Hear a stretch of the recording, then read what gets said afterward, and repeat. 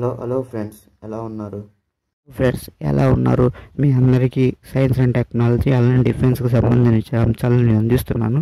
2028 2029 నాటికి భారత రక్షణ ఎగుమతుల లక్ష్యము 50,000 కోట్లండి. 2023-24 ఆర్థిక సంవత్సరంలో ఇండియా రక్షణ ఎగుమతులను 21,083 కోట్లకు పెంచుకుంది.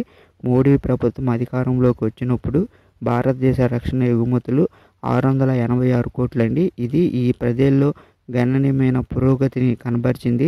2028-29 నాటికి ఈ సంఖ్యను 50,000 కోట్లకు పెంచడం ప్రభుత్వ లక్ష్యము. ప్రస్తుతం భారత్ 84 దేశాలకు సైనిక పరికరాలను ఎగుమతి చేస్తుంది.